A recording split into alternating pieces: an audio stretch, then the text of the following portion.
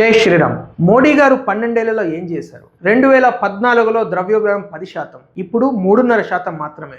2014లో మన విదేశీ మారక ద్రవ్యం $300 బిలియన్, ఇప్పుడు $700 బిలియన్. 2014లో కటిక పేదరికం 29%, కానీ ఇప్పుడు 11% మాత్రమే.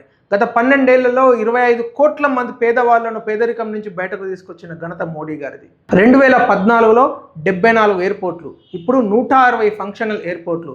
2014లో మెట్రో రైలు ఉన్న నగరాలు కేవలం 5, ఇప్పుడు 26 నగరాల్లో మెట్రో, 1000 కిలోమీటర్ల పైగా మెట్రో సౌకర్యం. స్వతంత్రం వచ్చినప్పటి నుంచి 2014 వరకు కేవలం 21,000 కిలోమీటర్ల రైల్వే లైన్ ఎలక్ట్రిఫై చేస్తే 2014 నుంచి ఈ 12 ఏళ్లలో 45,000 కిలోమీటర్ల రైల్వే లైన్ ఎలక్ట్రిఫై చేయబడ్డది. 2014లో 676 యూనివర్సిటీలు ఉంటే ఇప్పుడు 1338.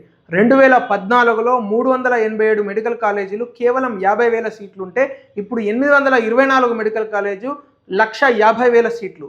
2014లో 350 స్టార్టప్స్ ఉంటే ఇప్పుడు అవి 2,09,000 స్టార్టప్స్.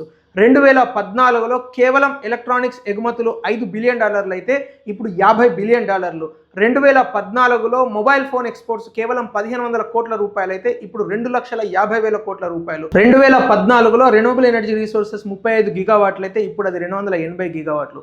2014లో 4 లేన్ నేషనల్ హైవేలు 18,000 కిలోమీటర్లు అయితే కేవలం 12 ఏళ్లలో 45,000 కిలోమీటర్ల నేషనల్ హైవేలు 4 లేన్ 6 లేన్ కట్టబడ్డది. అంతేకాదు పోయిన సంవత్సరం అంటే 25-26లో అత్యధిక కార్ల అమ్మకాలు 47 లక్షలు, అత్యధిక బైక్ల అమ్మకాలు 2,14 లక్షలు, అత్యధిక ఎలక్ట్రికల్ వెహికల్స్ అమ్మకాలు 22 లక్షలు, అత్యధిక ఎగుమతులు $860 బిలియన్, అత్యధిక కొత్త పిఎఫ్ అకౌంట్లు 75 లక్షలు, అత్యధిక ఫారిన్ డైరెక్ట్ ఇన్వెస్ట్మెంట్ $92 బిలియన్.